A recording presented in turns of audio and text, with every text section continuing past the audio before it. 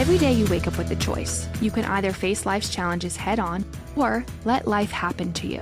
A few years ago, as a family, we decided to make a change. We wanted to become wildly capable. Now we're on a mission to equip ourselves with the knowledge and skills necessary to thrive. We want to train hard and run fast towards our goals. And we apply this energy to every aspect of our lives. Parenting, business, health, and marriage. This show is designed to explore ways to increase our capacity and enable us to aggressively live out our calling. We don't shy away from challenge. We charge the storm. This is the Wildly Capable Show.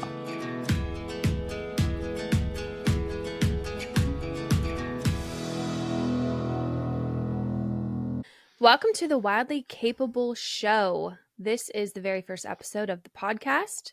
And we're going to spend our time today just digging into what that phrase means, because it's going to set up the entire premise of this show. Mm-hmm. And this might be a quick episode. I'm not even sure. Mm-hmm. We have a full outline here we're going to address, but this phrase, wildly capable. Why did we pick it? What does it mean? It's you. How did we get here? It's you, though. I need you to start us off with the story, because it's like something you wrote up on a whiteboard easel like 2 or 3 years ago. And it's just like funny to see how it shaped our family, and now it's shaping the show, and it's resonating with so many of you guys. I think the main reason, we've never shared this, but like we knew we were rebranding the podcast. We knew we were changing things up, changing our studio, but we weren't sure if we were going to change the title or not. But after seeing how many people are tagging us, sharing hashtag wildly capable kids, hashtag wildly capable, hearing other people kind of adopt that phrase into their own homes so quickly, we were like, oh, this is catching like wildfire. Yeah. Like this is a movement that we are so excited about, and we just want to pour gasoline onto it. So today's episode, we're just talking about what that phrase means, how kind of it popped into Joey's mind, and how we've been applying it to our family. And that's really all the show is. So if you're here for the first time,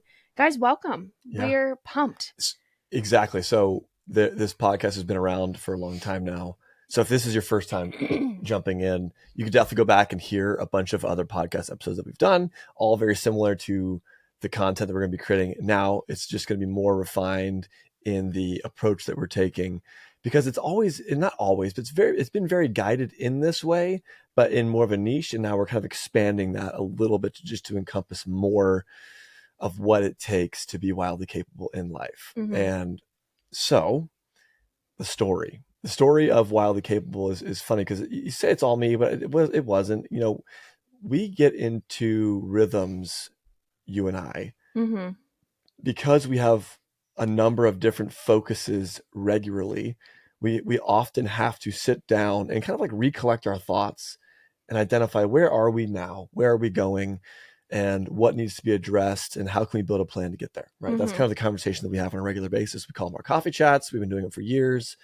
It's helped us have a good marriage, successful family, and successful businesses. Coffee chat, it's a big deal for us to sit down and be connected, understand where we are day in, day out, right? So there's days we miss, but for the most part, some time in the morning, you and I having coffee and talking is very important. Yeah. Having one of these times. And it kind of expanded into more of almost like a planning session. Yeah. I don't believe it was a very formal one. It was more or less, we were sitting down, we were talking, and we keep a easel flip chart in the living room, because, you know, it allows us to kind of dump our thoughts onto it and come back to it for another morning.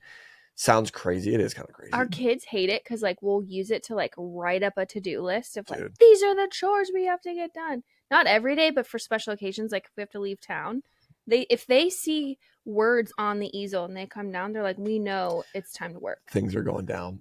But it is, though, valuable to have something that kind of can keep that coffee chat going, right? Because it might be 30 minutes that we have, it might be 10 minutes, it might be an hour, whatever time we have, and to kind of keep that conversation going every day. Dumping some things in the parking lot on a flip chart in our living room helps a tremendous amount. Then I can look at it when you leave. I know I can carry on. We can talk. Yeah. Yeah, that's true. So we were talking, and we were feeling some discontent around the amount of effort we were putting in to developing and growing our children. And I say it that way because it is easy to play defense in life. It's easy, especially in parenting. It's easy to play defense. It's easy to react when something goes wrong. And if something isn't wrong, to assume that everything is great. Yeah, that's true. And so and no shame to anyone out there that's like, oh, that's me. Like, how dare you? It's like, that was us. And it still is often us. It's like week to week. And so we were talking about, what do we want for our kids? What do we want for our businesses? What do we want? We were kind of planning out the different goals for our life. And we were on our children. We were on our kids. And we have a ton of things that we want them to do. And we were like, we don't know why we want them to do these things. The topic of being able to swim well. We have a pool in our backyard. We also go to the lake on a regular basis with your family, my in-laws. And we go to the lake sometimes, or beach with my families. It's like we're around water a lot as a family. More than average, I would say. And so, we got to get our kids in swim lessons. It was like a preventative measure that we had discussed, and was like, we got to get them trained up and swimming and as waterproofed as possible, while also maintaining, safety protocols. But we want to do that. And then we talked about like academics. We're like, well, what about our kids' academics? And we kind of addressed that. We talked about that. And Sophie is here, and Ruthie's here, and Ray is here. And then this was pre-Bowman. And then we were talking about, their like health and eating habits. And it was like, man, Sophie's in a good place right now, and Ray is really crushing, but man, we need Ruthie to get in this place. But also, like, all of our kids are struggling a little bit with sugar consumption lately. Like, what if we did a sugar cleanse?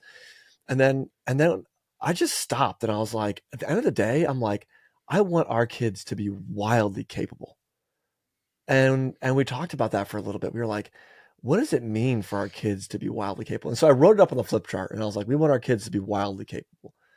And it was like, in all areas, we want our kids to be successful. Mm-hmm. But that's what we want. We don't want to play defense. We don't play offense. We want to go after these. Like, just because our kids might not be having the best diet on a regular basis, not diet, but the best nutrition, nourishment on a regular basis, it was like, no, we're not going to settle.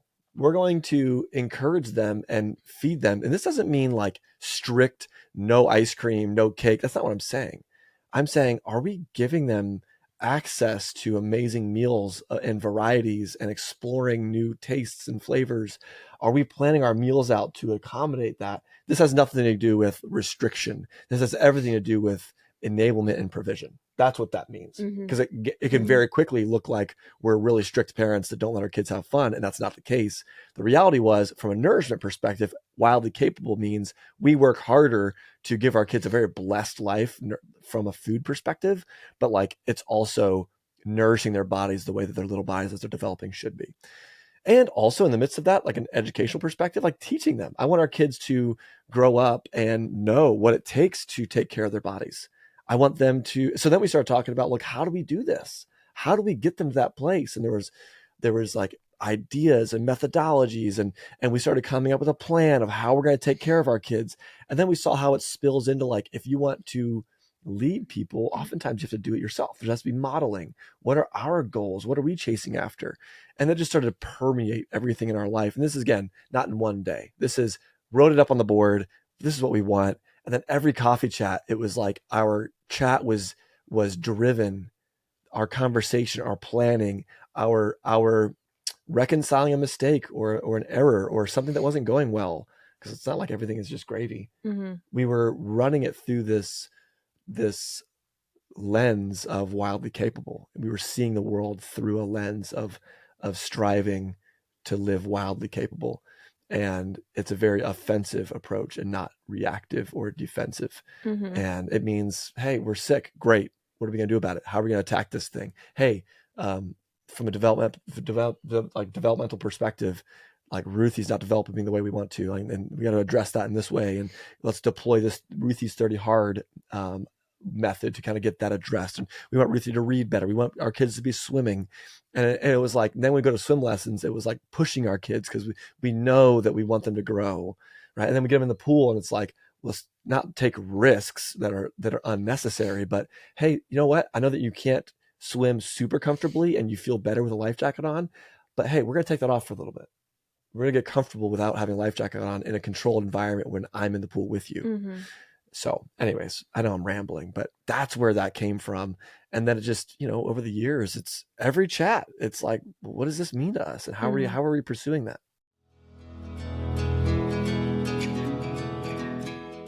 If you guys haven't tried the bone broth based protein powder by Ancestral Supplements yet, you are missing out. It is actually really hard to source quality whey protein, which is what is in most protein powders, which is why I love Ancestral so much. Also, they have adaptogenic mushrooms and an organ meat blend inside of the powder. It is so packed with nutrition, and it's 20 grams of protein per serving. It tastes delicious. They have it in both chocolate and vanilla. You really can't go wrong. They're both amazing. Go over to ancestralsupplements.com/homegrown and then use the code homegrown at checkout for 15% off and get yourself the best protein powder on the market. Unfortunately, most of the coffee at the grocery stores was roasted weeks or even months ago. We source our coffee from small farmers who are doing things the right way. This is specialty grade, single origin coffees, again, roasted to order.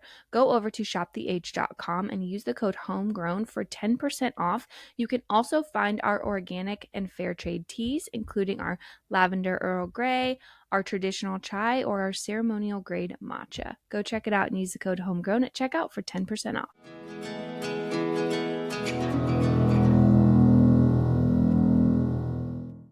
Well, it's funny because you said it's an offensive approach, meaning we're trying to get ahead of the challenge or at least like face it head on. Yeah. But it can also be a little bit offensive because even in conversations where you and I were having of like, okay, well, what would it look like for an obedient child, or what would it look like for a hyper polite child in this setting?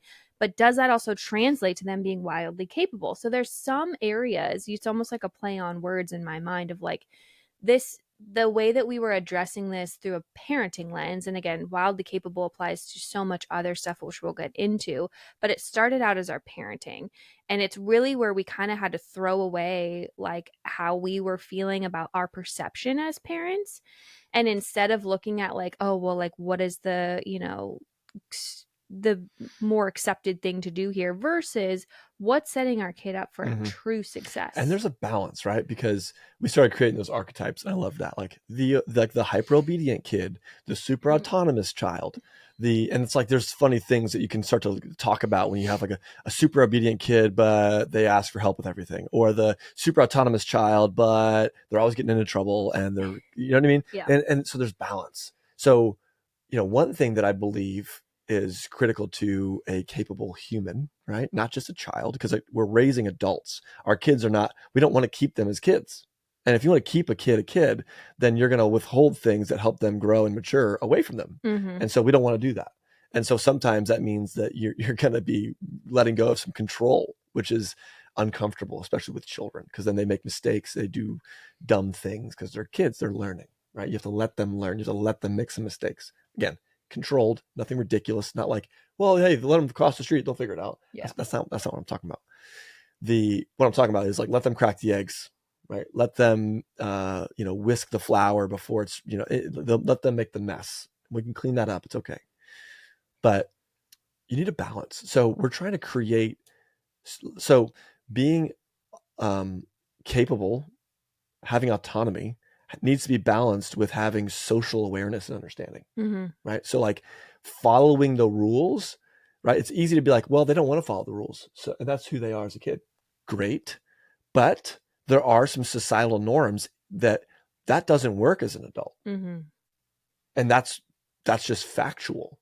Hey, it's great that I'm raising a kid that's really confident and is going to take charge and doesn't want to listen, right? So like, and you can make that argument. Hey, my parents came over and they were trying to control so-and-so and tell them what to do, or like, give me a hug. And it's like, okay, in some scenarios, it's like, okay, well, they don't want to do that right now. But then there's also scenarios where it's like, hey, you need to finish this dinner, or you need to do this thing. You need to clean your room. And they say no, because it's an expression of who they are. And it's like, no. They're being capable of self-control and compliance and humility is something that is a learned skill as well, right? So the full-on 100% obedient kid early on in childhood is like a dream kid. It's like, oh, wow, they're so easy. And then eventually you're like, as they get older, you start to feel this, again, I'm making some assumptions here, but like you start to feel this tension of they're really reliant on me. Mm-hmm. And then it's the other side where it's like they're not reliant on me, but as they get older, they're just getting into trouble. And it's like they don't respect anyone else. They are their own person, and they're not kind of diving. They're not. Their social awareness and intelligence could be shaped and grown more. So it's being wildly capable is more than just being wild, right? Being like, I can do everything myself. I don't need any help. But I think there's a balance, and you need to address that. So it's like we'll look at our kids and say, where are they strong? Well, we have a kid that is just naturally so autonomous. And so it's like, where does that child need to be as we're growing her into an adult, supported? Well, one, we want to nurture that autonomy because that's not the normal. Most children her age that do not have the autonomy that she has. So we see that as a blessing for sure. And she's going to be just a very successful person when she's older. I can already tell. But the societal norms has to be addressed. There has to be coaching moments where we can sit her down and say, hey, you know what? You did a really good thing with this. And I love that you chase your dreams, but you have to be aware of how other people feel when you do X, Y, Z. Mm-hmm. Why? I don't care. No. Here's why. Building relationships and building trust and having people and community around you is one of the ways you can be successful when you get older. And so you have to take care of other people. You cannot just do things all by yourself. Anyways, it's a balance. There's a dichotomy between those two. And you'll find that kids lean one way or the other, and every kid's a unique blend. So even as we were building out these archetypes, we're like, no one fits in these perfectly. No. But you do have a leaning or a tendency towards one, and we do as adults as well. There's emotional kids. There's the obedient kids. There's not just two, right? There's all kinds of combinations, and we're looking to not squash any giftings. Like if your kid's a feeler, that's not a weakness. It's a strength that we want to nurture, but also look into self-control. Yeah. How do we grow in that? Because like at the end of the day, managing your emotions is something that can help you be successful when you get older. Mm-hmm. Not saying squash your emotions. Emotions are very important. You have to feel them. Same way with a child that has no empathy. It's like, hey, how do we nurture that? Right? Yeah. It's not normal for them, but that will be helping you be successful when you get older. And that's kind of what we're looking at. I love that. So in my notes, I have, we are positioning wildly capable. It can almost fit into like it can almost take three different forms, right? For us, it's become a posture. It's become a posture in our parenting, but also how we hold ourselves. We want to be wildly capable. Liz Haselmayer wants to be able to go do the thing. I want to chase after it. And I've set goal markers in my life to make sure I'm constantly chasing after that. And we'll get into that. It's also I'm going to call it a belief system. And I like this phrase because it's not like it's inherently within us and like we always thought about it this way. We unearthed this in our own sort of realizing what our family needed, but it's not necessarily the way it's not how society's pointing everyone. It's actually countercultural, I would say, in a lot of ways. It tends to be. And therefore it does require a bit of our defense. Like I do feel like we have a little bit of, hey, we're doing things differently and this is part of that. Wildly capable society is not raising people up and to be like, you know what, you are amazing and you are created in the image of God and you can do what you want. Society, the conversation tends to look more like, hey, it's just, you got it bad. It's really hard. You know, you can't look to them because you're different. It's not going to go that way for you. Very resources negative. To help you make it easier. Everything's trying to make it easier. Everything's trying to make it easier. Everything's trying to make it easier. And it's like, hey, we'll buy these kinds of diapers because they're easier. Take them to this doctor and get this medicine to make it easier. Buy these microwavable meals and these, boxed to make it easier, right? And it's not only are most of those easier methods typically not the most effective approach, in my opinion, but also there is a psychological thing that occurs when every day all you're thinking about is the only thing being produced is to make this more convenient and easier for me. So it must be too hard. And right. It's just like, that's not the case. Right. Yeah. So I like wildly capable flips things from us focusing so much on our differences or our lacking, and more like, you know what, we have ability, we have choice, we have agency. And that is really the offensive approach that you were talking about prior. And then it's a method. Like at its core, wildly capable is a method you can apply to yourself, to your life, to your career, to your family, to your finances, to everything. And it's practiced. It's not like a goal that you achieve once and then you stay there. It's something that you are working towards on a daily level, and also you might have bigger rock items that you're working towards on a annual level. You're addressing things monthly, and there's sort of cycles to these things. And that's why I think it's just such a exciting way of life, and just like approaching things. It gives me a lot of momentum, feeling like, okay, I know where we're going and I know the direction we're headed. And so Yeah. I don't feel stagnant. The practice of that, right? The method that you're talking about, when you know where you're going and you've defined it, then you can track progress. And that progress gives you such a sense of control. And we're not just trying to be control freaks here, but it allows you to know, I can keep going. It's so hard when you feel stuck to keep churning. And so having a practice, having an objective that you're going towards, and being able to track results can really get you unstuck. Yeah, I love that. Anything else under those three? Yeah, I just want to say that, it's countercultural. And I think the final thing I would say there is culture tends to be on the extremes, right? If my kid's not obedient, all I think about is obedience. It's just obedience. Like, you do what I say. Why? Because I said so. And on the flip side of that, it's, you can see the laissez-faire side of parenting as well, right? Where let them be their own person. And I think neither of those are inherently like negative, but I think that the most effective approach is to typically have a balance of those two. You need to allow kids to express themselves and work through challenges on their own. They need to be able to make mistakes on their own. They need to be able to deal with challenges on their own. They're going to have to learn that, right? To be a successful adult someday, or person, right? At the same time, kids need help. You are their parent. You are their protector. You are there to coach them and serve them and take care of them. So I don't look at my 5-year-old and say, figure out your meals. I don't do that, right? And so the reality is that the whole time it's constantly adapting and evolving our approach to each kid based on their capability and where they've grown and what their weaknesses might be. So it's a very it's an adapting process, but we're taking a balanced approach, if that makes sense.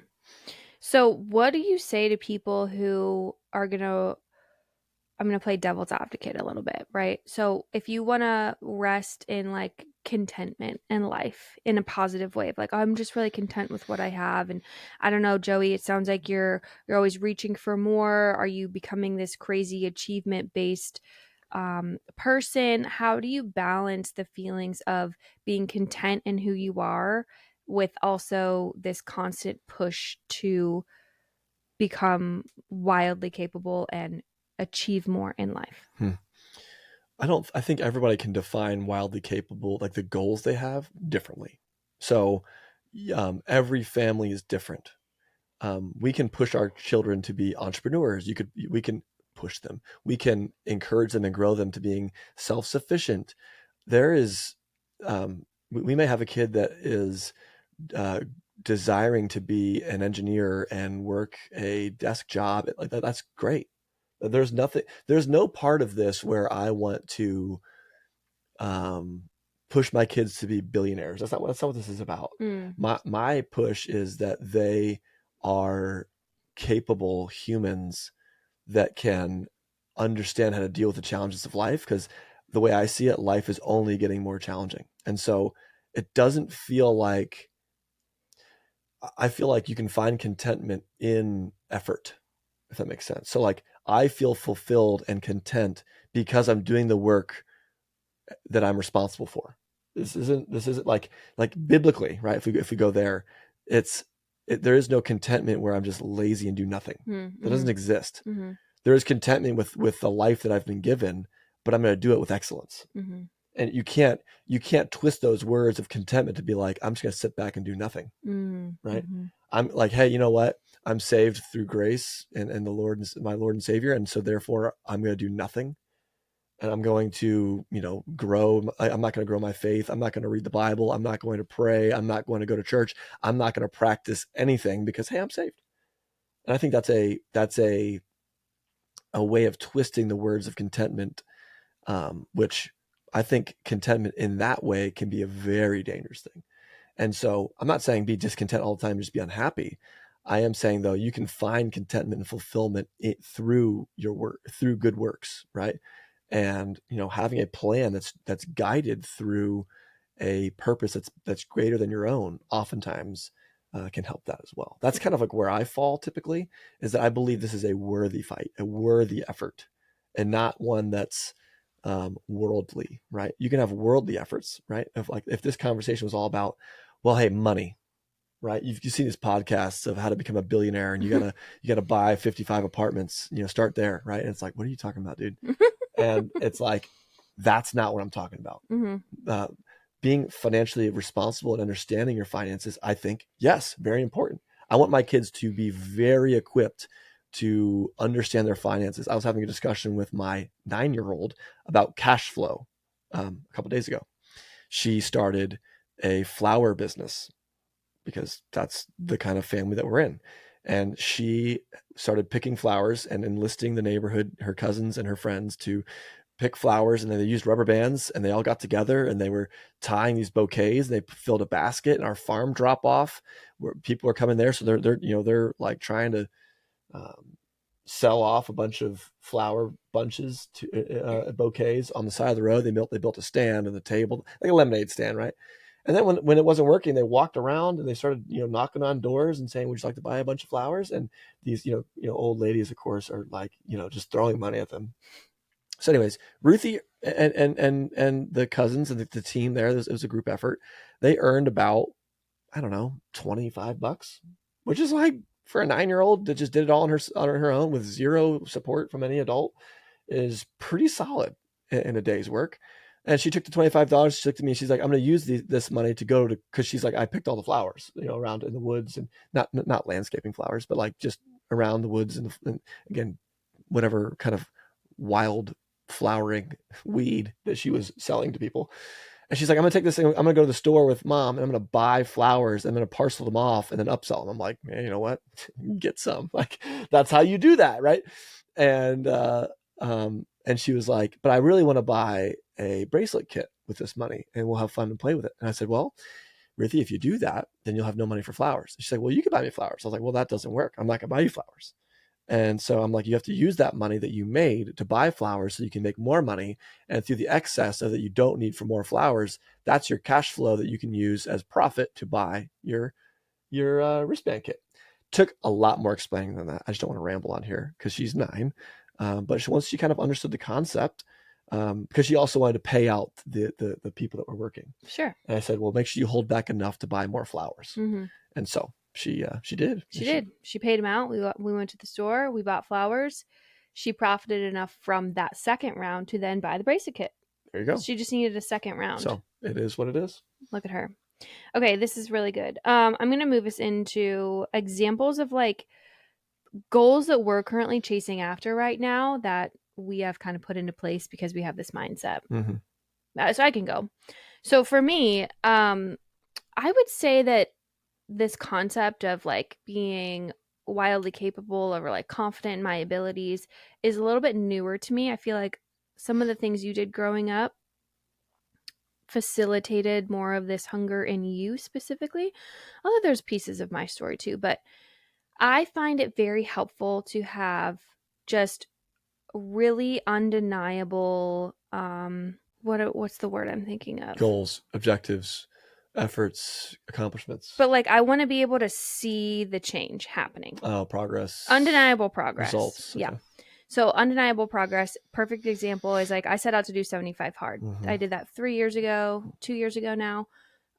It's either a pass or fail. There's no, oh, you kind of did it. No, you either did it completely 100% all the way through. You didn't miss a thing. You did the 75 days and you did it, or you didn't. And I just do better with that. It's not like, oh, I'm going to eat better. No, I can't have that. It's like, oh, I'm going to eat better. I will eat 120 grams of protein minimum every day. Yeah, I have to have, do you know what I'm saying? Yeah, I have to have really solid evidence to prove to myself, like, oh no, I am doing the thing. It's not just in my head. Mm-hmm. So did that years ago, was really helpful in sort of my own confidence from a fitness perspective. Right now, I'm currently training for a half marathon, which is really fun. I'm running way more than I ever thought I could run. I'm seeing my health stats just improve. It's very helpful, very cool. It's a minor example, but like, what are some of your goals that you're working towards? I've got some that I've accomplished recently and more that are to come. So, marathon running obviously is in there. I ran my first ultra marathon a couple months ago. I wanted to I wanted to harvest a deer with a bow, and then it very quickly became, I want to harvest a moose with a bow. And then now I have another ultra that I'd like to run, but I actually, I don't want to run to complete this ultra. I'd like to get, my like hard objective is top 10 in the race. I want to get top 10. And my stretch goal would be like top 5.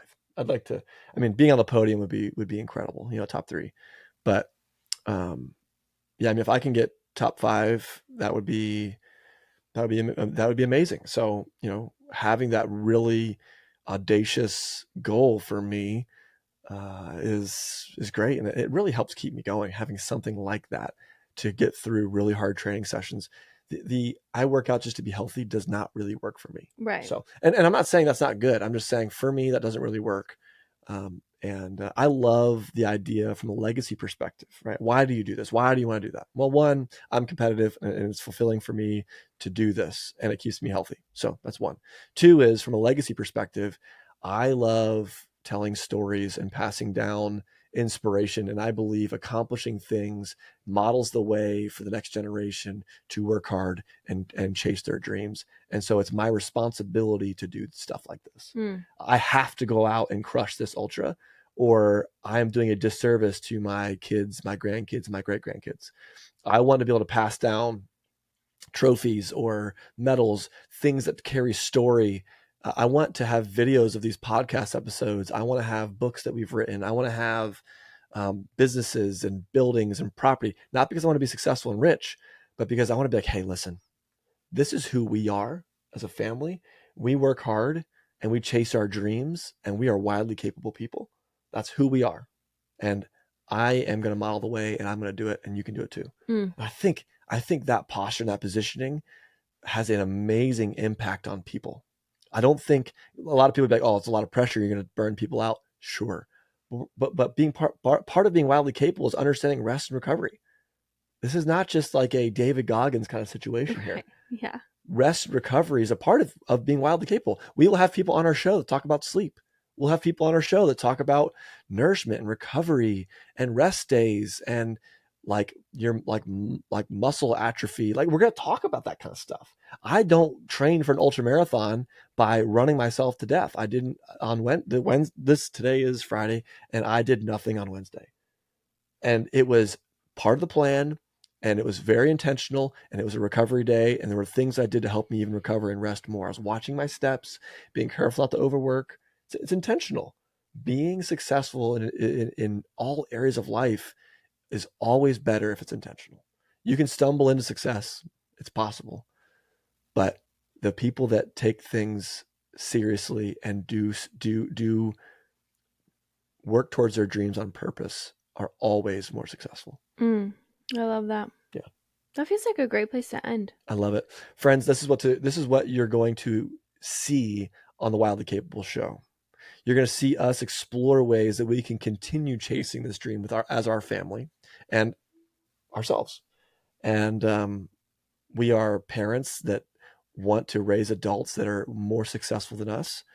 and we're hungry. We're chasing our dreams. So yeah, tag along for the ride. Until next time. Until next time.